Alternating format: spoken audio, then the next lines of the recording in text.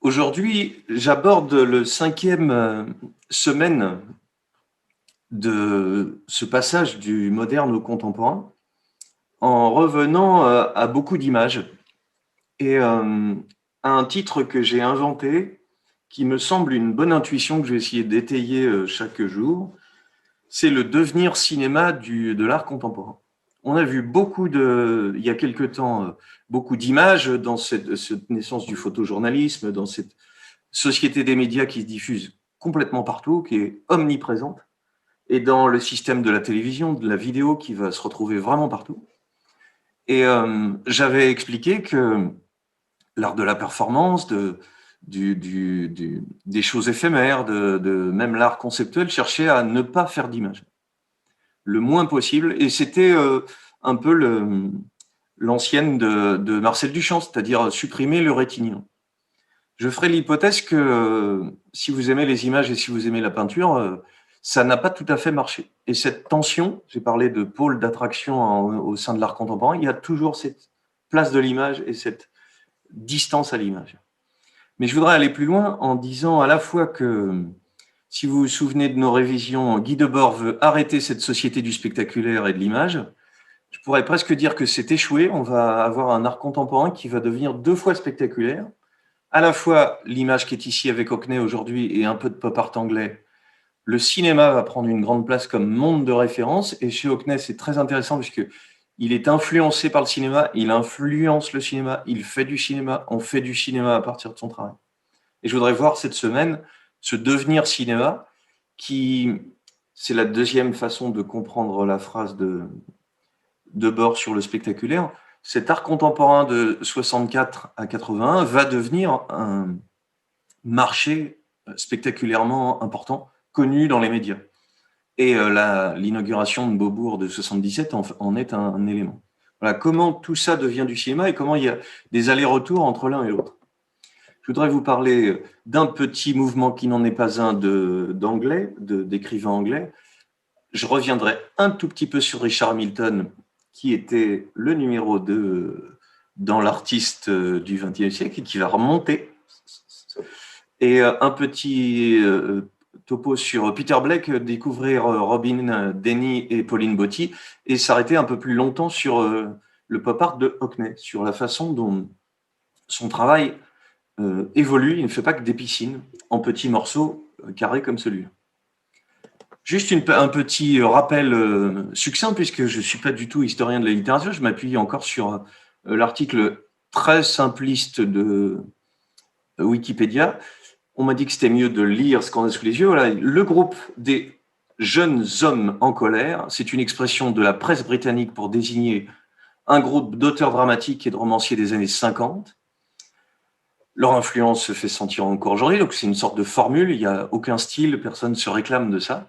On a des peintres qui correspondent à ce mouvement. Peter Cocker ici, dont vous en trouveriez sur le site de la Tête moderne. Reprenant le titre d'une autobiographie de 51, je suis à la fin des années 50, je vais amorcer le travail de Hockney et du pop art anglais. L'expression « Angry Young Men » est utilisée dans des journaux britanniques suite à ce texte, dont le réalisme sans concession bouleverse la scène britannique. La critique a parlé de kitchen sink painters, c'est-à-dire des peintres d'évier de cuisine. Ce qu'on pourrait trouver comme équivalent en France avec Gruber, avec Buffet, des peintres qu'on a appelés réalisme magique. En Angleterre, il faudra que dans les 9 séances qui nous restent, je revienne sur Lucian Freud pour la même raison. Une sorte de peinture pauvre, avec beaucoup de détails, beaucoup de noir. On a l'équivalent aux États-Unis, les débuts de Edward Hopper, on l'associe à une école qui s'appelle Ashcan School, qui est l'école de la poubelle. Ouais, c'est-à-dire, je suis pouilleux, je peins. Je peins des choses de la vie de tous les jours, ce qui est la chose la plus intéressante du premier Bernard Buffet, qui va avoir un succès phénoménal et qui a été étonnamment redécouvert il y a peu de temps au Musée d'Art moderne. C'est un aller-retour dans lequel on gravite ici, c'est que Buffet arrive dans les années 50, explose, vend beaucoup, Et cette célébrité fait qu'il est acheté et qu'il fabrique et qu'il perd une forme de créativité en faisant beaucoup de répliques. Même si son type de graphisme devient presque une caricature qu'on pourrait retrouver peint sur les trottoirs des villes pour les acheter pour des touristes, il y a une espèce de graphisme un peu nouveau qui correspond à ce qu'on vient de noter, c'est-à-dire cette peinture d'évier de cuisine, quelque chose de très très banal, de très prosaïque qui se retrouve dans le graphisme lui-même. Ça m'intéresse de partir de ça parce que la peinture qui est derrière moi a l'air très colorée, très californienne, très soleil, loisir. Et je voudrais essayer de regarder en quoi le pop art anglais qu'on avait laissé il y a quelque temps, comme travaillant le monde des médias, a aussi quelque chose de l'observation sociale, l'espèce de malaise d'interaction entre les personnages. Voilà, parce que cette école des jeunes gens en colère, elle refuse l'intellectualisme et les idéologies communistes ou libérales. Elle se veut en un sens pas politique du tout. Elle vient, ça mériterait d'être creusé. Après la guerre, beaucoup d'écoles d'art se développent et vont nourrir des artistes de la musique rock. Ils vont faire beaucoup d'écoles d'art. Brian Ferry, McCartney, des gens de la musique populaire, qui se heurtent à un système social où les préjugés favorisent toujours l'élite traditionnelle. Une espèce de tension entre cette montée de ce qu'on peut appeler working class heroes, c'est-à-dire les héros de la classe populaire qui réussissent. Ce qu'on va retrouver dans l'équivalent de la nouvelle vague anglaise, le free cinema. Il y a une montée sociale de certains jeunes gens en littérature, au théâtre, en peinture, au cinéma, qui vont commencer à filmer ce qui est autour d'eux de la façon la plus simple possible. Et quand on voit la plus grande peinture, la plus célèbre de David Hockney de 71, on n'a pas l'impression qu'il y a quelque chose de cet ordre-là, de la pauvreté et de la simplicité. Par contre, il y a quelque chose qui m'intéresse de creuser et qui va faire le lien, c'est l'influence de Hockney sur le cinéma. Ici, d'Antonioni dans Blow Up, la scène du parc, j'en ai pris plusieurs captures, et les paysages presque posters figés de David Hockney dans sa période qu'on pourrait appeler américaine. L'immensité des lieux, des grands vides, pas d'accident. Là, on a des plans avec presque pas de ligne de fuite, pas d'ouverture, et même le jet d'eau devient très stylisé. Il est une façon de mettre du mouvement là où il n'y en a pas tellement.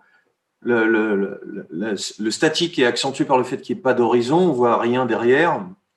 La paroi est de face, tout est le plus frontal possible. On a un arrière-plan qui est derrière nous dans le reflet de l'eau. Et puis cette eau, elle est stylisée d'une façon très bizarre, presque maladroite. Et chaque petit brin d'herbe est peint pour accentuer ce côté détail désagréable. Il y a quelque chose de très simple qui ressemble à un poster, accentué par le carré du format et le trait de surlignage du format. Donc tout est fait pour rendre très très deux dimensions l'image, plus encore que ce qu'on vient de voir là. Mais c'est ce qui va intéresser Hockney, c'est ce travail sur le bidimensionnel, sur le principe de reproduction de l'œuvre. Et il y a en même temps quelque chose qui va venir de cette école de Lévier, c'est-à-dire le petit détail qui gêne.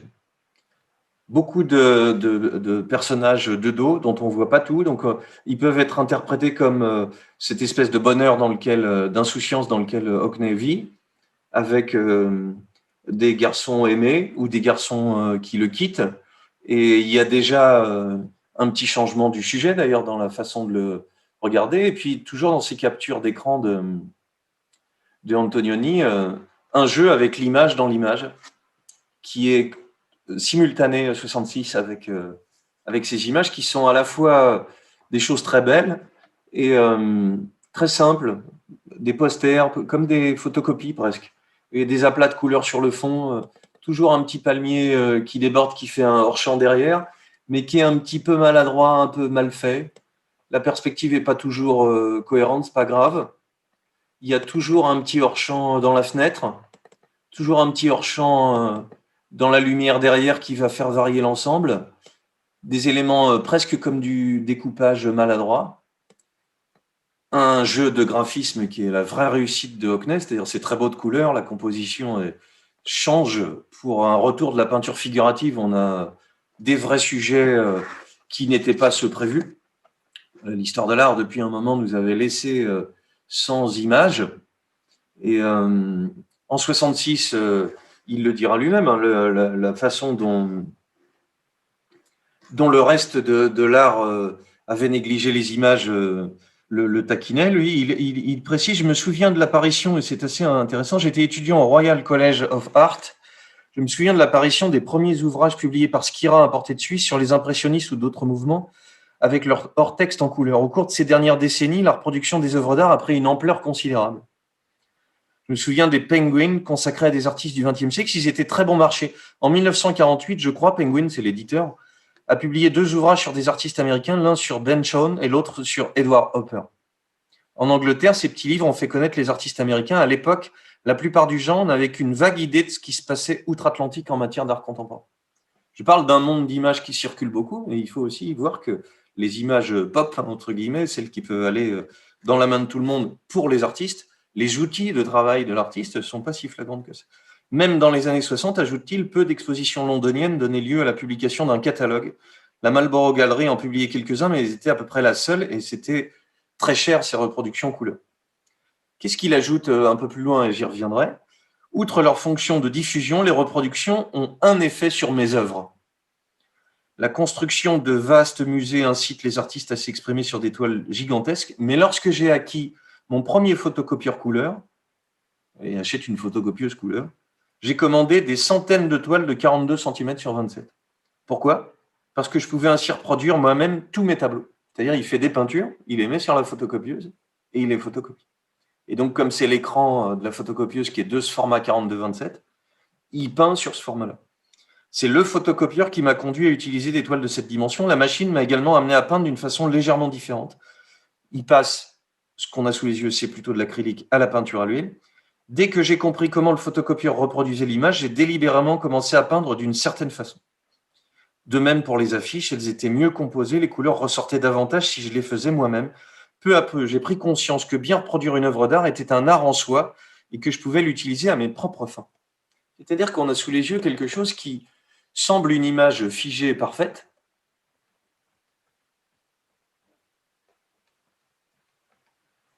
et qui est déjà une mise à distance qui viendrait de ce que Walter Benjamin nous a appris, hein, il le précise. Tous les artistes que je connais épinglent des reproductions de peinture, des cartes postales, des affiches sur les murs de leurs ateliers. Grâce au catalogue raisonné de l'œuvre de Picasso, par exemple, j'ai le sentiment d'explorer une fabuleuse collection. Je suis convaincu que la multiplication des œuvres d'art, quelle que soit la qualité, est un instrument utile aux artistes. Et enfin, plus loin, une copie parfaite n'existe pas. Chaque exemplaire est une interprétation. Voilà, même, on va dire, une copie à la main ou une reproduction, puisqu'il vient de citer juste avant le texte de Benjamin, l'œuvre d'art à l'époque de sa reproductivité technique. Voilà, même s'il y a multiplication, ça devient une information à intégrer pour l'artiste. Ce qui va m'amener bientôt au cinéma. Les photocopieurs sont de plus en plus petits, de moins en moins chers. Quand j'en ai acheté un, il coûtait que 40 000 $, mais avant, ça coûtait plusieurs millions de dollars et avec des locaux immenses. Je tiens à souligner que la technologie de la reproduction peut être utilisée comme un procédé artistique. Et j'en finis. En fait, la reproduction est utilisée comme une technique de création de l'image. Il va multiplier, il va faire des dessins, il va étudier avant de faire ses peintures, mais l'image elle-même devient la possibilité de jouer avec un sentiment de fausseté, de se débarrasser, ce qu'il dit, de refuser l'équation photo égale vérité. Donc, le devenir cinéma de l'art que je voudrais examiner aujourd'hui, c'est le fait qu'on ne s'appuie plus sur la photo, on n'est plus dans une image qui va représenter le monde, ça on l'a compris, mais en accumulant des tas d'infos littéraires, de détails, de hors-champ, d'éléments qui vont jouer dans l'image, on transforme le regard sur cette simple image qui n'est plus du tout simple. La peinture est posée directement sur la machine. La reproduction est effectuée sans appareil photo quand on la pose sur la photocopieuse. Auparavant, on avait l'impression de ne pas percevoir la distance séparant le spectateur de l'image reproduite. Aujourd'hui, il apparaît évident qu'elle existe et que la possibilité qui nous est donnée d'en limiter les effets va modifier notre perception des reproductions. Ça devient possible quand on a une image comme ça, Quand tu achètes le poster en sortant de Beaubourg et de la rétrospective, ben c'est aussi bien que la vraie peinture. Ça, c'est un énorme changement dans ce que peut vouloir dire l'image et dans ce que peut vouloir dire la peinture. On sait très bien que c'est la dimension qui va jouer, mais sur la technique, sur la façon de peindre, il y a encore plus de jeu de neutralité. Il s'agit qu'il n'y ait presque plus de traces de l'auteur, ça vous l'avez compris, mais aussi que cette froideur, cette mise à distance semble donner une espèce de change à cette société des images qu'on voit partout. Et des plans comme ceci dans Antonioni, c'est une façon de jouer avec la peinture, de jouer avec la profondeur du champ, mais aussi parce que ça va donner la solitude de ce personnage. C'est quand même un plan fait par hélicoptère, faut pas le faire, ça coûte un peu d'argent, c'est pas pour rien. Cette solitude, c'est pas seulement ce qui est visé par Antonioni dans la scène de tennis à la fin de Blow Up. Elle est une façon de rendre l'image la plus lointaine possible, la plus froide possible. C'est mon premier élément pour cette histoire d'image. Je finis sur mon école des jeunes gens en colère. Il faut qu'on ajoute des auteurs de théâtre. J'ai montré quelques peintres, Peter Cocker, Edouard Bond, dont voici un tout petit résumé, puisque première chose qui m'intéresse, il est enfant de quartier populaire, anglais également. Il connaît les bombardements, l'exclusion scolaire. Il découvre le théâtre par le musical. C'est pas par le texte, c'est pas par la littérature que Edouard Bond va commencer à s'intéresser au théâtre. Et cette entrée par un autre angle que celui de la parole m'intéresse beaucoup à comparer avec nos peintres. Il étudie en autodidacte, voilà, ça aussi c'est très curieux. Il crée des pièces. Il fait une première pièce publique Sauvée en 65 qui provoque un énorme scandale. Il travaille 40 pièces pour des institutions théâtrales, autant que pour des troupes étudiantes ou militantes. Il y a un engagement de ne pas donner une espèce de stature à l'œuvre. Et le travail de Hockney sur tablette, sur poster, pour carte postale, il me semble qu'il va dans ce sens-là. Il n'est pas qu'une façon d'alimenter le marché. Son œuvre comprend des livrets d'opéra, de ballets, des adaptations, des traductions, des scénarios pour le cinéma, des pièces radiophoniques ou télévisées. Et puis une réflexion sur ce qu'est le théâtre. Si on prend un petit extrait d'un poème de Edouard Bond, je suis né à 8h30 du soir le mercredi 18 juillet 1934. Il y avait un orage et toujours vivant. 1 heure avant ma naissance, ma mère lavait les escaliers de son immeuble pour qu'ils soient propres quand la sage-femme marcherait dessus. Dans le quartier où vivait ma mère, on considérait les représentants du corps médical comme des agents de l'autorité. J'ai été bombardé pour la première fois à 5 ans. Le bombardement a continué jusqu'à ce que j'ai 11 ans. Plus tard, l'armée m'a enseigné 9 façons de tuer et à 20 ans, j'ai écrit ma première pièce. Comme tous les gens en vie au milieu de ce siècle ou né depuis, je suis citoyen d'Auschwitz et un citoyen d'Hiroshima. Je suis citoyen du monde humain qui est encore à construire. Il y a une sorte de télescopage d'une description poétique et de faits les plus bruts possibles. On verra cette semaine le rapport entre le nouveau roman et le cinéma qui m'intéresse de ce point de vue-là aussi. Comment jouer avec cette école de réalité et comment, il me semble, je vais essayer de faire ça d'ici la fin, il y en a dans Hockney, alors qu'on dirait plutôt des posters. Dernière chose sur Edouard Bond, si on peut le préciser, il réinvente un langage qui sollicite l'imagination du spectateur. Son écriture est mélange parler populaire et langage lyrique. Si je trouvais un équivalent au poster de Hockney que je viens de vous montrer, c'est ça, moi. Le petit brin d'herbe un par un, c'est ça le parler populaire. Le langage lyrique, c'est l'ambiance générale avec le jet d'eau. Un truc, c'est beau. On aurait envie d'y habiter et en même temps, ça ferait presque un peu peur. Dans chaque morceau, et je ne l'ai pas dit, mais ce monsieur qui était dans la piscine, déjà le graphisme de la piscine qui n'était pas le même univers graphique, gênait un peu, mais il avait l'air un peu perdu. Il y a toujours quelque chose d'un peu en tension à l'intérieur de ça. Scénario de film de Edouard Bond, Blow Up, par exemple. Un second, et pour finir, Harold Pinter, parce que j'ai beaucoup de plaisir à vous montrer un extrait, ça fait longtemps que je n'ai pas exagéré, du meilleur film des années 60.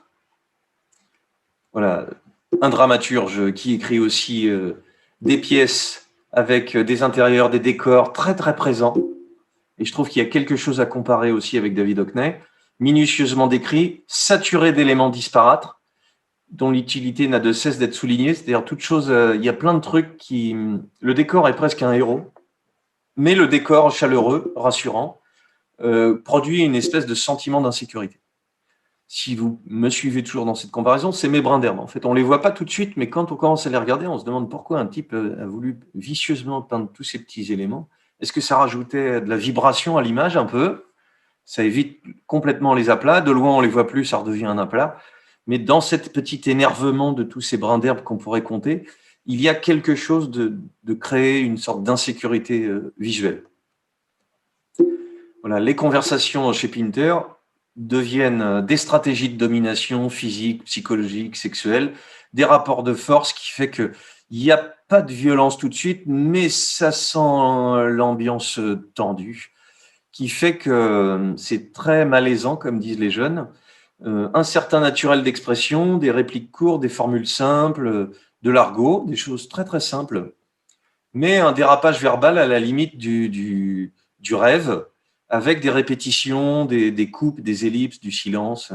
Voilà, l'idée de communication qui est au cœur de notre société, qui pourrait donner l'impression que ce pop art anglais est un monde parfait mais un peu lisse, comme le montre Warhol. On a vu qu'il y avait quelque chose d'un peu ambigu. Il me semble que c'est du côté du langage, de ce jeu, du décor, de la place du cru et de l'idéal, qu'il y a quelque chose à faire. Le meilleur film des années 60, c'est celui-là.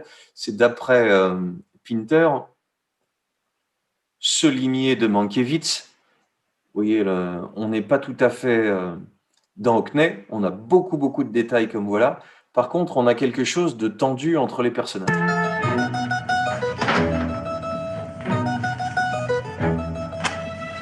How would you like your drink? With ice? With ice? Yes, please.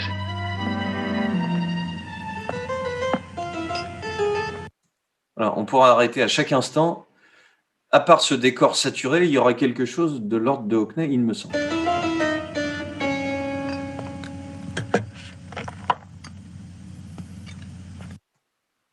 Pareil.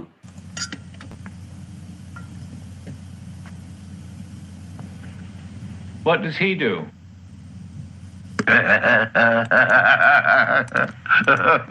Oh, that's Jolly Jack Tar, the jovial sailor. Voilà, la maladie de la marionnette qui a traumatisé les enfants des années 80 comme moi. Merci les gars.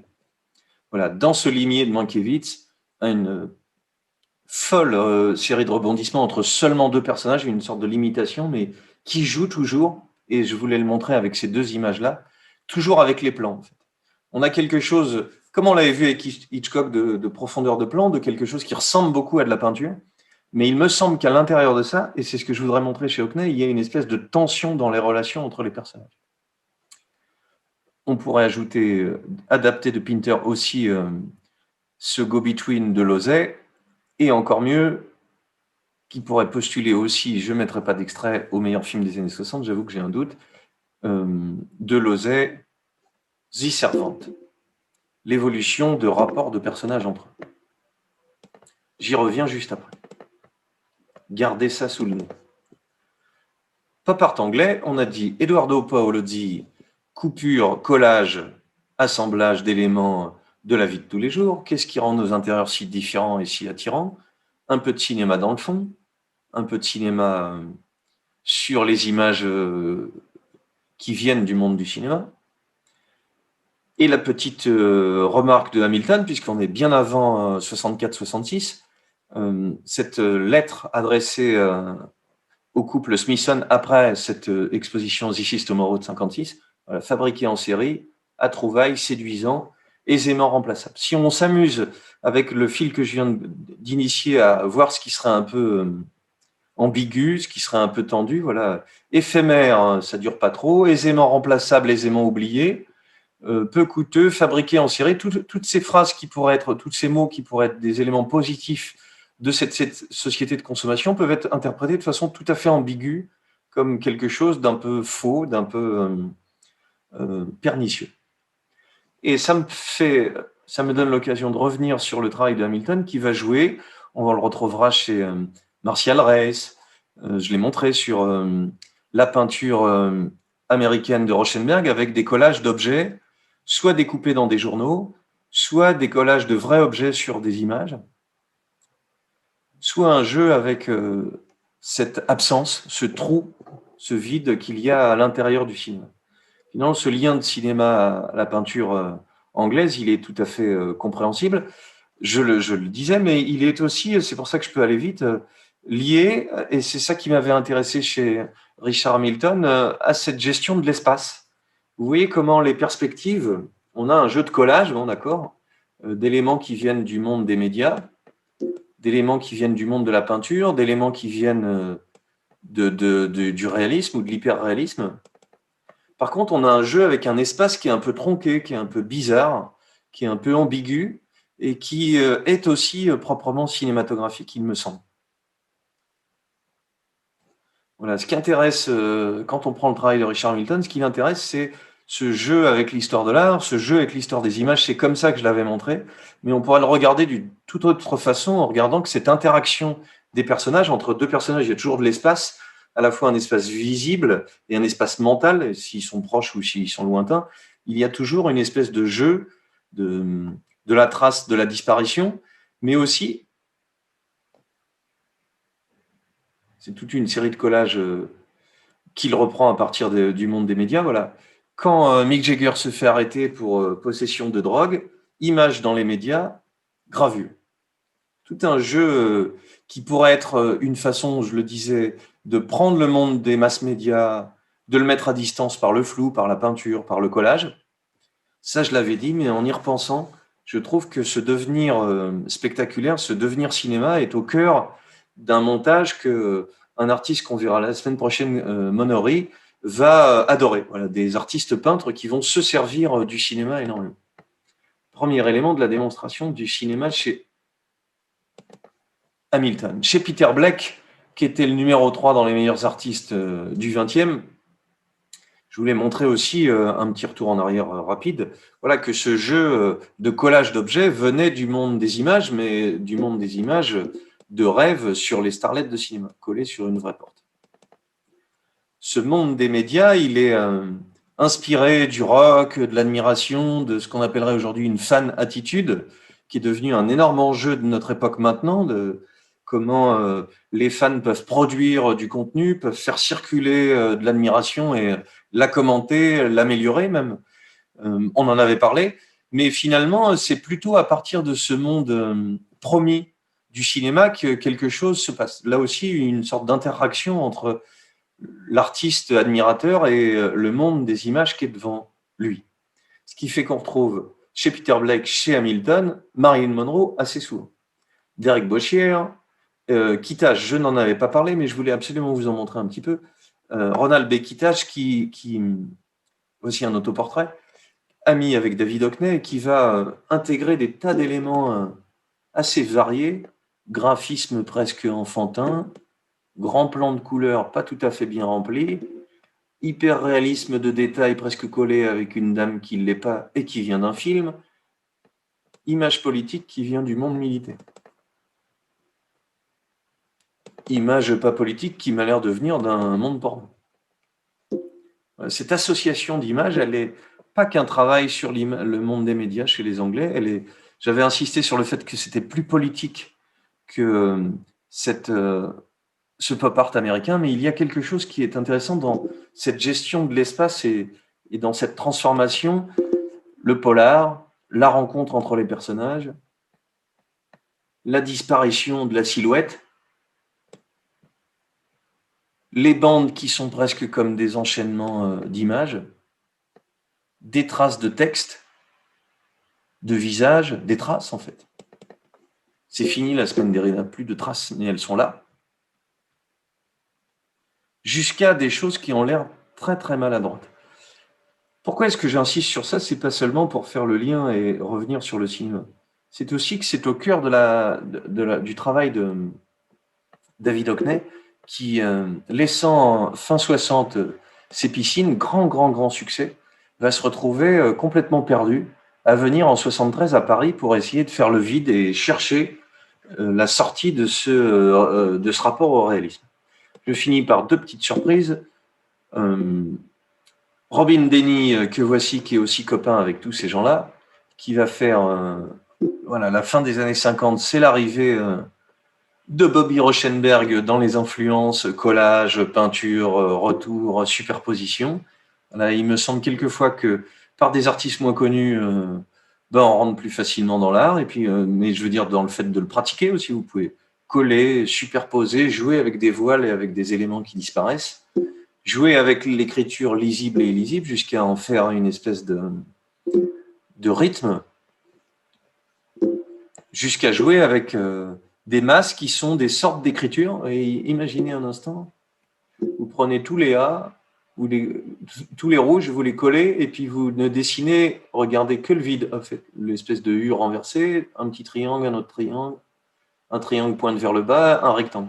Si vous ne vous mettez à peindre que les vides entre les lettres, vous allez commencer à avoir une espèce de jeu de rythme abstrait qui passe du langage au collage. Derrière les Beatles, puisqu'on est en plein Swing in London, une peinture de Robin Denny. Et la deuxième partie de son travail, une stylisation de plus en plus importante de ces collages. J'avais déjà dit, et ça me permet maintenant qu'on a bouclé la boucle, de remontrer à quel point le pop art a rapport avec l'art conceptuel, avec le fait que coller des choses sur des portes avec des images, c'est à la fois un jeu de collage, mais c'est aussi un jeu très intellectuel. La découverte du jour, c'est Pauline Boty, la seule artiste femme anglaise qui va mourir très jeune. Oui, c'est un polar redoutable, sa mort, c'est tout à fait triste, vous aurez l'occasion de le découvrir. Ce qui est tout à fait fabuleux, c'est que son travail va être tout à fait talentueux comme les autres, en un sens bien plus, mais il a été redécouvert en 2013 seulement. On l'appelle dans cette école de Brighton la Brigitte Bardot anglaise, parce qu'elle est fort jolie femme, elle dessine ses camarades alentours. Et un de ses professeurs, puisqu'elle vient d'une famille, son père était complètement contre le fait qu'elle soit peintre. Malgré l'avis de son père, elle va s'inscrire en école d'art. Dans ces années 57-62, c'est pas fastoche. Et elle va, encouragée par des professeurs, se tourner vers le pop art qui est en train d'arriver. Et nous sommes dans une espèce de deuxième génération après ces premiers pop artistes, Blake, Hamilton, voilà, Boty, Hockney vont venir juste après, un petit peu décalé. J'en montre quelques-uns, et c'est là où c'est presque dans ces années-là, une obligation pour les femmes. C'est pas péjoratif ce que je vais dire, une obligation de travailler sur l'image de la femme, pas une obligation dans le sens où elle serait moins libre, mais c'est tellement pesant et lourd, dans le pop art notamment, que à la fois ce portrait de Jean-Paul Belmondo, Love to Jean-Paul Belmondo, est une façon d'assumer son goût du cinéma d'un autre sexe. 5, 4, 3, 2, 1, un jeu de collage-montage. Tout est peint.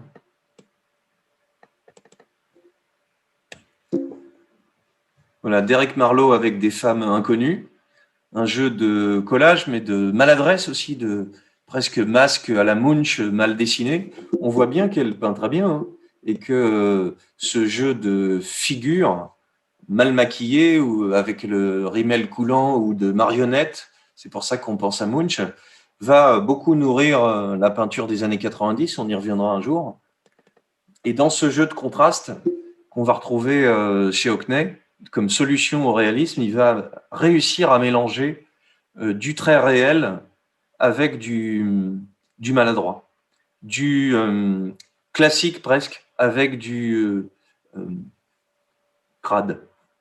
Ce qu'on a vu dans la présentation du théâtre de Bon. Voilà la belle Boty qui va, vous le voyez, s'intéresser à la politique derrière elle. On est en 63, elle meurt en 66, hein, c'est vraiment fulgurant. Des portraits tout à fait passionnants. Du Big Jim Colosimo, un jeu de photographie, de graphisme, de cadre, vous voyez le bord orangé, petite merveille. Un jeu sur ce qu'on attend des filles, leur cul, boum, en plus c'est écrit en dessous. un jeu de décoration, de saturation qui fait que toute l'image vendue, toute la séduction que les images du cinéma et des médias relaient, voilà, it's a man world, c'est le monde des hommes, mais zappé, construit, découpé, et surtout presque collé sur une autre toile de paysage. Un effet de kaléidoscope, presque non, on pourrait dire de montage, c'est là où c'est cinématographique, de jeu de décalage entre quelque chose qui a à voir et quelque chose qui n'a pas à voir. On pourrait, en un sens, oublier le bleu et voir que cette femme, dont le pubis est vraiment visible, n'a plus de tête et qu'elle n'est là que pour être un corps, que pour être admirée. Et ça suffirait déjà, vous voyez, une autre dame entre les jambes. On a une espèce de montage saturation qu'il n'y avait pas tout à fait dans l'admiration du Peter Blake sur la Porte Rouge. Voilà, là, on voit que on est devant des bouts de bidoche, fait pour être vendu, fait pour être séduisant et attirant. Mais cet effet de vente est cassé par ce paysage derrière. La même chose avec ce monde des hommes, deuxième version, des références, du Proust, du Elvis, du Lénine, du Fellini, tout mélangé, et du Beatles, avec des éléments de ressemblance visuelle, coupure, montage bord à bord pour transformer. Et voilà Marilyn qui revient, la seule blonde du monde, 62. Il y a eu dans cette redécouverte, parce que vraiment elle a disparu au moment d'accoucher, parce qu'elle avait une maladie redoutablement grave. Et ces toiles sont restées dans un grenier pendant 40 ans. Et on les a ressorties il y a peu de temps. Il y a des tas de toiles dont on ne sait rien encore. On ne sait pas trop où elles sont. Voilà, ce jeu de l'image qui vend change de sens si c'est une femme qui le fait, ça c'est certain. Et la voici en train de jouer avec ce corps de la femme dans ses propres images. Montage, découpage, collage. Il y a depuis Anna Hawke la femme qui faisait du collage chez les dadaïstes et aussi depuis la tradition du collage anglais du XVIIIe siècle, quelque chose qui est plus facile d'accès pour commencer à peindre pour les femmes qui ne vont pas dans les écoles d'art, et simultanément, il me semble, des séries d'images de la femme et du corps de la femme qui ne peuvent que questionner des femmes en train de travailler. Une petite merveille, cette Pauline Botti, dont je regrette, voilà, Célia Birtuel et quelques-uns de ses héros. Voilà, le portrait de fan. Mais ce qui va m'intéresser juste là, c'est ce mélange de réalisme un peu mal fait, pas si mal fait, un peu maladroit, mais cette maladresse de dessin, elle va avec l'espèce d'innocence qu'a cette jeune fille en soutien-gorge avec sa petite fleur à la main et ses héros accrochés derrière elle. Voilà, cette espèce d'innocence qui est tout à fait, pas ambiguë, mais mise à distance. Cette innocence ne reste pas telle que... Voilà, le principe du collage va nourrir ses peintures. Pauline Botti, vous avez quand même remarqué qu'on a un type qui tire en plein milieu. C'est vraiment du Jacques Monory, mais un Monory qui aurait de l'humour. Voilà, un jeu de collage-découpage qui fait qu'on retrouve plein d'éléments mélangés, ce collage d'église à partir de gravures. À redécouvrir, parce que j'avais déjà montré que Peter Blake était filmé par Ken Russell, le grand réalisateur anglais de cette époque-là, vraiment une petite merveille, puisqu'il regardez Ken Russell, ça c'est vraiment redoutablement intéressant. Dans cette émission pour la BBC, Pauline Botti, she's 24 yesterday in fact. She's just started to exhibit her work properly. They included some of her work in a recent Arts Council touring exhibition. Pour le plaisir. Un petit, ma reproduction n'est pas fabuleuse, mais un autoportrait en vitrail, puisqu'elle fait tout d'abord une première école de vitrail qui va plutôt du côté de l'artisanat. Pauline Botti et le pop art redécouverte il n'y a pas très longtemps. On n'a pas beaucoup d'œuvres, mais ça vaut le détour. J'en reviens au devenir cinéma, en prenant 5 exemples chez Hockney. Le Hockney du départ, c'est celui qui peint sur des boîtes de thé une peinture maladroite, qui utilise des objets de la vie de tous les jours et qui associe dessus des éléments d'image.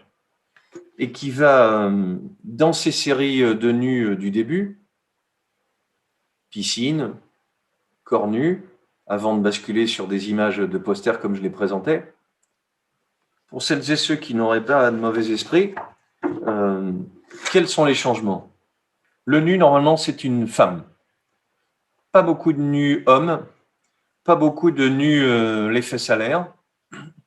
Et surtout, c'est une petite merveille, pas beaucoup la touche, que vous soyez attiré par les garçons ou par les filles, la marque du maillot, normalement, ça ne doit pas se voir, on va dire ça comme ça.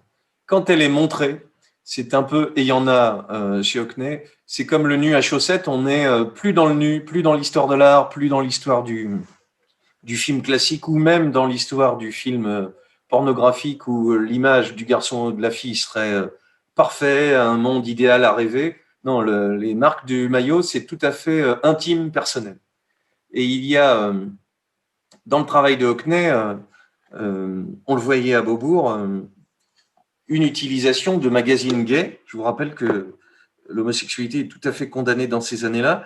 Et donc, pour les obtenir, il faut aller dans des librairies exprès. Et que cette imagerie-là n'a rien à voir avec le monde de l'art. Déjà, ce changement-là, cette histoire du nu, le nu avait disparu, c'était bien trop classique. On va voir avec Bernard Dufour qu'au XXe siècle, il n'a pas totalement disparu, que le travail sur un modèle reste possible actuel, mais il est vraiment tellement lié à l'histoire de l'art qu'il est daté et il est mis de côté. Ici, c'est déjà cette première nouveauté, c'est-à-dire le nu était descendu par l'escalier, si vous me permettez cette astuce du Champienne, et est en train de revenir par la piscine sur les berges. Il revient pas du même sexe, avec les fesses blanches et des soquettes à l'occasion, avec l'eau sur la raie du croupion, juste pour qu'on suggère ses hanches. Et surtout, deuxième nouveauté chez Hockney dans cette série-là, un travail graphique tout à fait passionnant, puisqu'on a à la fois une peinture hyper réaliste, on est sur des grands formats, 1m83 sur 1m83, à l'acrylique, avec des choses peintes tout à fait calmement, mais qui sont dans la stylisation du sol et dans le jeu de spaghetti, parce que là, on ne peut pas dire autre chose. Regardez bien, un trait de jaune, un trait de blanc, un trait de violet qui est interrompu, hop, qui repart ici, qui repart ici, qui repart par-dessus. Tout un jeu, c'est pas fait vite fait comme ça pour remplir. C'est comme on est sur presque 2/3 du tableau, on est obligé pour Hockney de jouer avec la densité de l'espace. Dit autrement, le héros, c'est le nu, il devrait être en plein milieu. Si je mets un tout petit peu de nu, là, il va être attiré par le haut. En plus, il ressort sur un fond un peu foncé, c'est les fesses blanches. Mais en plus, il va falloir trouver une activité puissante pour la couleur sur le bas. Cette activité, elle est dans le domaine du graphisme, mais ce graphisme ne va pas avec le reste de l'image. Voilà. Première surprise, c'est que ce Hockney qui travaille ainsi, il joue avec les codes de l'image, il n'est plus du tout dans une représentation simple. Par contre, il n'est pas tant que ça pop artiste jouant avec la publicité, sauf si on faisait entrer les petits bouquins porno gays dans le monde de la publicité, ce que je ne ferais pas. Je pense que c'est pas ça. Il part d'un monde d'images qui le concerne. Et de ce monde des mass médias, il y a plutôt un rapport personnel. Et on retrouve ça chez notre Marilyn, la seule blonde de Pauline Botti. C'est-à-dire c'est une forme d'admiration par la fan attitude. J'aime tel acteur Belmondo. Et c'est mon rapport que je suis en train de questionner dans l'image. C'est pas juste une image que je suis en train de faire comme le ferait Marilyn de Warhol ou Liz Taylor qui est devenu un mur d'images sans signification. Il y a chez les Anglais toujours quelque chose de mon rapport à l'image, du cinéma que je me fais quand je suis devant. C'est là où je veux en venir.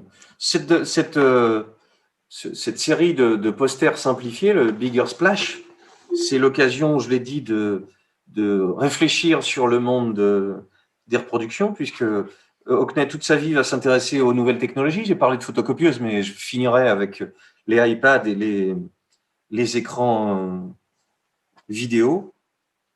La reproduction, on l'a dit, modifie la perception de l'artiste et on est entré, je l'ai expliqué, dans un monde où l'original n'a plus d'importance, c'est sa reproduction qui circule qui devient importante. Ça va changer la façon de travailler des artistes, mais aussi la façon de regarder l'image qui est devant vous, puisque sa simplicité est apparente. Elle est plus intéressante en poster qu'en vrai, presque. Par contre, elle a toujours un petit élément qui crée un malaise. Voilà, une peinture qui n'est pas lisse à l'endroit de cette explosion, on ne voit pas le corps qui est tombé. Deux petits minables palmiers, dont un est devant, qui est dans le vide, il ne devrait pas y être, tout près du bord, un autre qui est caché, qui crée une espèce de hors-champ pour pas cher, et un hors-champ plus complexe dans l'image qui est ici. Dans ce monde de la simplicité, une chaise qui vient apporter un peu de fouillis, et surtout, comme d'habitude chez Hockney, un petit tapis d'un truc qui vient perturber la perfection. Si on devait le faire avec des papiers découpés, ça nous embêterait bien. Mais cette imperfection ne va pas jusqu'au bout comme une espèce de gêne visuelle. Il y a toujours un élément qui fait que c'est pas tout à fait droit. On a un socle, mais avec des sortes de cactus moches. Un angle de vue qui fait qu'on voit derrière, mais des formes qui sont très simplifiées. Un rideau presque maladroitement fait. Ce monde des reproductions, il le dit, elles ont sur les œuvres un effet cumulatif. C'est comme si vous les aviez dans votre atelier comme une rétrospective permanente. Vous êtes au cœur de l'image en ayant toutes ces images avec vous tout le temps. Et il dit à propos de sa propre rétrospective en 88 à Los Angeles, quelqu'un m'a demandé si la publication de mon autobiographie en 75 avait eu des effets sur ma propre œuvre. L'exposition me réserverait-elle des surprises? Et il répond sur un merveilleux livre Ma façon de voir par David Hockney. Il répond elle recelait des éléments dont je n'avais pas pris conscience auparavant. La grande différence, c'est que ma rétrospective de 70 à la Whitechapel Gallery à Londres, pour préparer l'exposition, je n'avais sous la main aucune reproduction de mes œuvres. C'est-à-dire, j'ai peint, elles ont été achetées, elles sont parties dans les musées. Je m'en souviens plus. Quand je dois refaire cette exposition, la montée de mon vivant, je ne sais plus où est ma propre peinture. En 88, il a suffi que je feuillette mon propre bouquin, David Hockney par David Hockney. Et immédiatement, je me suis souvenu de mes œuvres. Le rapport de l'artiste à son propre travail va être changé par cette place de la reproduction. Et il ajoute une chose qu'on retrouvera à la fin de ma démonstration, c'est que il y a une attitude par rapport à l'image qui est préalable. Voilà, toute la série Carré, qui est mon deuxièmement du Hockney, des chaussures suffisent à créer un trouble. Et voilà, où est l'auteur des chaussures? Où est le monsieur? Pourquoi on est dans la piscine? Le point de vue, c'est pas du tout par là qu'on devrait être. On est vraiment en contre-plongée. Est-ce que quelqu'un va descendre? Est-ce qu'il est parti? Est-ce que pire, il est dans mon dos? Mystère. C'est pour ça que j'en viens à ce portrait de l'artiste qui a tant marqué, qui est à Beaubourg et qui est une merveille de 2,15 m sur 2,75 m. Tout simplement parce qu'il est possible que son chéri sur la droite en veste rouge soit presque le même que celui qui est à l'intérieur de la piscine. On ne sait pas très bien qui est qui fait quoi, et pourquoi est-ce qu'ils ne se parlent pas. Il y a une espèce d'interaction suspendue qui me fait revenir doucement à Harold Pinter et à Bond, c'est-à-dire que les peintures de Hockney entretiennent une espèce de silence, de non-communication qui est au cœur de cette société, mais aussi d'ambiguïté du point de vue, en fait. Vous voyez, quand je suis ici, est-ce que celui qui est regardé sait qu'il est regardé? Est-ce que, puisque je suis à l'intérieur et qu'il y a un cadre, il y a quelque chose de l'ordre de Matisse, un cadre qui fait peinture, qui est renforcé par des fenêtres qui permettent de voir autre chose de l'autre côté, à l'intérieur et à l'extérieur, qui ajoute à cette platitude. En fait, on a une toile qui est plate ici avec un grand bord presque rempli uniformément, même si la matière de la peinture va jouer. Par contre, cette planéité qui est accentuée, elle est troublée par la relation qu'a celui qui regarde, qui peint, celui qui regarde, qui est spectateur, à celui qui est regardé. Et ça, c'est au cœur du travail de Hockney. Si je prends mon troisième exemple, à la suite de ce succès incroyable, un film que voici, Bigger Splash, dans lequel on retrouve Hockney avec son ami de l'époque, Hockney en train de dessiner et de peindre devant son tableau, Hockney filmé par Jack Hazan, une petite merveille ce film, Hockney devant sa propre peinture, en train de peindre sa propre peinture. Sujet passionnant, documentaire plus tellement, à partir du moment où l'artiste est lui-même partie prenante de ce qui se passe dans l'image. Complicité, oui, et il s'agit un peu comme le Picasso filmé par Clouzot, d'interaction entre un filmeur et un faiseur d'images, mais finalement, et Picasso est une bonne comparaison puisque c'est l'admiration absolue de Hockney. Hockney dit que, et ça va avec ses propos que j'ai répétés juste avant, ce pourquoi il admire Picasso, c'est aussi parce que par les reproductions, Picasso est devenu l'artiste le plus célèbre du XXe siècle. Et j'avoue que cette phrase de Hockney me ferait un peu changer de regard sur Picasso. Et si il était intéressant comme diffuseur d'images reproductibles facilement. Hockney précise au début du livre, voilà, il est difficile d'imaginer comment seront perçues à long terme les peintures de Rothko, pour lesquelles il est pratiquement impossible de parvenir à un résultat satisfaisant. Peu à peu, j'ai pris conscience que bien reproduire une œuvre d'art était un art en soi et que je pouvais l'utiliser à mes propres fins. Tous les peintres, aussi modestes soient-ils, souhaitent montrer leurs œuvres et leurs reproductions permettent de conquérir un vaste public. Picasso était parfaitement conscient du pouvoir que la reproduction conférait à un artiste peintre. Rares sont les artistes qui ont acquis une telle popularité. Et si Picasso était génial par cette capacité, même avec les céramiques, d'avoir pensé qu'il fallait plein de Picasso plutôt qu'un seul. J'ai des doutes, mais ça m'intéresse. Hockney, dans son film, devient l'artiste qui peint pris en train d'être filmé, un tableau très cinématographique. Et j'en profite pour trouver que chez Bong Joon-ho, il y a quand même pas mal de Hockney et pas mal d'ambiguïtés qui sentent les ennuis avec cette place des plans frontaux et cette place de la végétation et du silence. Voilà, les crayons de couleur, 4e petit morceau, j'y vais revenir. Hockney, très célèbre, se met à peindre des grands portraits presque hyper réalistes avec cette interaction entre les personnages, des couples.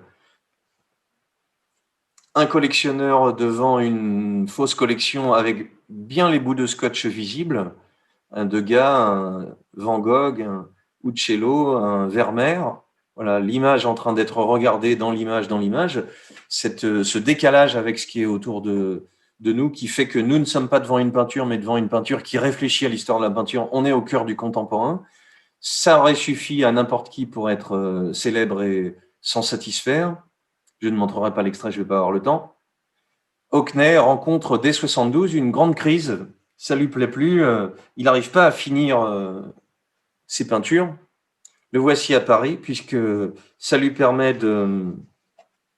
Voilà, le portrait, quelque chose que j'ai pris dans d'autres ouvrages, qualifiés de piège du naturalisme, m'empêchait de progresser. Trop précis, trop bien fait, trop ressemblant. La question qui m'intéresse ici, qui fait que je vais presque terminer, mais qu'il me manque un élément très puissant à décrire, c'est que finalement, on a un artiste qui est en pleine possession de ses moyens, qui fait des sortes de films à l'intérieur des peintures, une espèce de tension entre l'ensemble, qui fait des dessins merveilleux au crayon de couleur. Qu'est-ce qui est en train de changer quand il arrive à Paris en 73 ? Il n'y a plus rien qui lui va, en fait. Il abandonne une des toiles. Il fallait que je prenne conscience de ce qui n'allait pas, et pour cela, j'avais besoin de calme, de sérénité. Je partais de Londres et j'arrivais à Paris, à côté d'Odéon, près de boulevard Saint-Germain. J'avais des pensées plein la tête. Il fallait rompre les amarres, en finir avec l'obsession du naturalisme. Et c'est pour ça que, pour ceux qui aimeraient le savoir-faire habile, virtuose, voilà la toile abandonnée, jamais finie, du George Lawson et Wayne Sleep. On a un jeu d'interaction silencieuse entre les personnages. Vous voyez, la petite bague, le geste de la main, une espèce de tension suspendue bizarre, le vide qui accapare l'ensemble. Voilà, tout est au cœur du Hockney. Et c'est pas ça qui est intéressant parce que il va avoir le courage d'aller beaucoup plus loin. Alors, il fait une espèce de diète en dessinant Célia, qui est venue à Paris avec lui avec des crayons de couleur. Une petite nouveauté simple, le crayon de couleur, c'est pour les enfants. C'est un des premiers artistes qui va utiliser, et c'est une merveille, de beauté et de délicatesse, le crayon de couleur. Je vous invite à en faire.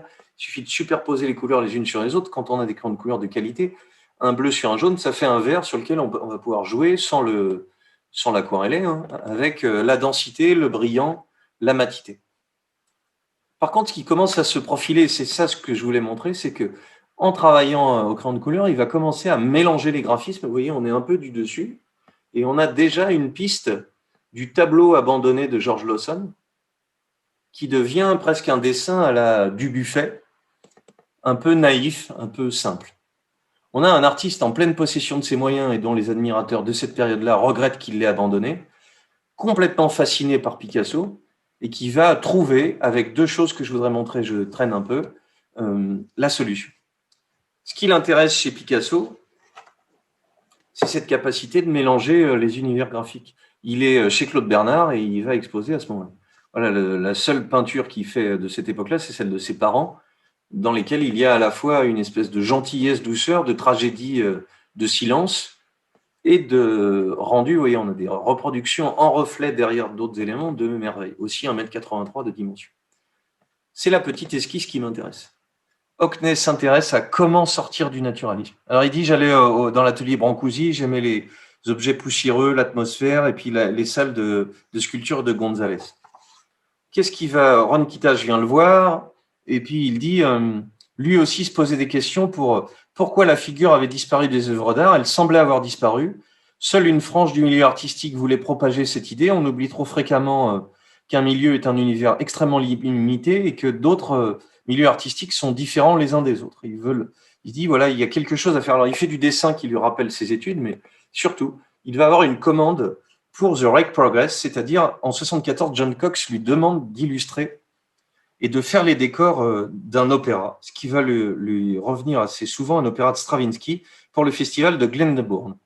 Et voilà les gravures que Hockney fait, qui sont des gravures tout à fait redoutables. Un dessin presque enfantin, presque d'illustration, assez précis par ailleurs, jouant des matières qui feraient plaisir à Munch, qui mélange le graphisme maladroit, les taches de la technique de l'eau forte et de la couleur presque séparée de l'ensemble. Cette série qui s'appelle Rake's Progress va être une transformation complète de Hockney parce qu'il va aller plus loin que ça va le libérer de faire du ressemblant réaliste. Il va s'intéresser aux gravures de William Hogarth, qui est un graveur qui travaille beaucoup avec la hachure. Il va faire un tableau tout à fait kitsch, qui est un jeu, vous l'avez peut-être remarqué, voilà, la perspective de la canne à pêche ne peut pas aller de l'autre côté, la dame ne peut pas donner du feu au monsieur au loin. Et cette découverte qui lui plaît beaucoup va le faire travailler sur la hachure. Cette hachure, il va décider de l'appliquer au décor de l'opéra. Et ce jeu de hachure est une façon de travailler nouvelle par rapport à l'espace et à la représentation de l'espace. Ce qui nous donne des hachures sur le fond, sur les costumes, sur les personnages, sur les maquillages, une transformation de la façon de comprendre l'espace. Et ce qui intéresse Hockney, c'est de dire j'ai commencé à styliser les décors avec des hachures pour reprendre les motifs des gravures de Hogarth. C'est-à-dire que c'est une solution dans l'histoire de l'art qui lui donne la sortie de ce coup. Et qui fait que petit à petit, voilà la deuxième partie de son travail de 77 que je trouve merveilleuse. On a un autoportrait à la guitare bleue qui mélange un univers visuel très compliqué et qui est le plus intéressant du deuxième Hockney.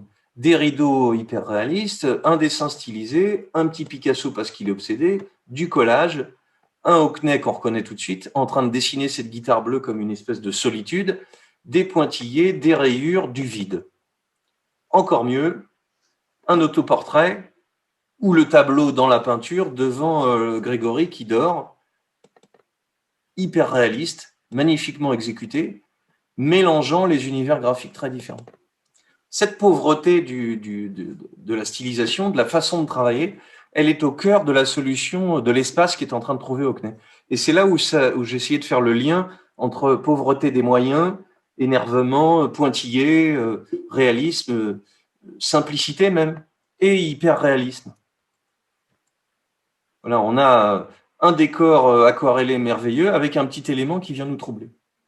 Je peux déployer maintenant les 3 derniers exemples. Hockney va s'intéresser dans une autre partie de sa carrière, dans ses années 80 au Polaroid et à la façon dont la photo peut transformer la représentation de l'espace. Voilà un artiste qui reprend ce système des images de l'artprographie, puisque ce sont des Polaroids, mais qui va penser le montage pour en faire une espèce de peinture complexe, hein, qui vient presque du cubisme, une sorte de peinture déployée, quelquefois en la développant comme faisait Jan Dibetz avec les photos conceptuelles, quelquefois en gardant cette grille qui ferait plaisir à Ed Ruscha, le conceptuel aussi. Un espace de plus en plus complexe qui me fait dire qu'il y a un travail sur l'espace cinématographique au cœur de toutes ces images, dans les portraits réguliers, dans les portraits déconstruits, dans cette merveilleuse place Fürstenberg du musée de la Croix à Paris. Les grandes peintures qui longtemps avaient été ignorées chez Hockney, c'est la représentation de l'espace américain, puisqu'il va passer d'Angleterre, de France. Aujourd'hui, il habite en Normandie. Il va très bien, il vous embrasse. Voilà. La stylisation des carrés d'étoiles, c'est une façon de montrer qu'on est devant une représentation d'image simple, d'augmenter l'espace. On voit Hockney lui-même, il a 83. Il ne va pas avoir peur de mettre de la couleur, ça c'est le moins qu'on puisse dire, jusqu'à styliser cette couleur énormément, jusqu'à en faire quelque chose d'énervant pour l'œil, mais où les repères de couleurs simples suffisent à se séparer. Et en ajoutant, il pourrait très bien prendre des toiles, une toile géante, mais en surjouant ce jeu entre platitude et espace profond, au sein d'un élément que je juge assez cinématographique, c'est-à-dire on cherche l'indice que Benjamin nous avait dit qu'il fallait chercher dans les photos de Hadjet. Qu'est-ce qui va se passer? On est au-dessus de ce fauteuil, on ne sait pas ce qui va se passer. Les feuilles entrent dans l'espace. Des tas d'éléments qui font que cette peinture est beaucoup moins simple qu'on ne le croit. Voilà, tout l'arbre qui se déploie en contraste avec ce petit pot minable de fleurs, mais avec un tronc d'arbre coupé à un endroit. Même chose avec ces séries sur les iPads, qu'il va exposer sur des écrans. Voilà, il dessine avec son doigt ou avec un stylet directement. Même chose avec ces séries de chiens dont il est fan, qui deviennent des espèces de motifs, presque comme des nus, des corps mélangés, comme des marionnettes qui deviennent un espèce d'objet entre le ridicule et le sacré, entre le prosaïque et le merveilleusement bien peint. On pourrait finir en disant que le Hockney en question s'intéresse aussi à l'histoire de l'art et à la façon dont l'image va se construire. J'ai débordé toute la série des dessins en grande couleur que j'admire énormément. On est dans les années 71. Voilà. Ce qui a l'air d'être une nature morte, une chemise jetée sur un support, parle beaucoup d'absence, beaucoup de quelqu'un qui vient de porter cette chemise et la poser là. C'est pas une nature morte tant que ça, c'est une nature morte qui convoque un élément humain disparu, avec presque derrière nous, presque pas loin, et qui est capable de dépasser l'hyperréalisme du rendu, puisqu'on a quelqu'un qui contrôle merveilleusement bien la couleur, le cadrage, la mise en scène, les crayons de couleur, mais qui est capable, j'y verrai un pré-Basquiat ici, d'intégrer des éléments presque enfantins qui racontent quelque chose de l'ordre du cinéma. À demain.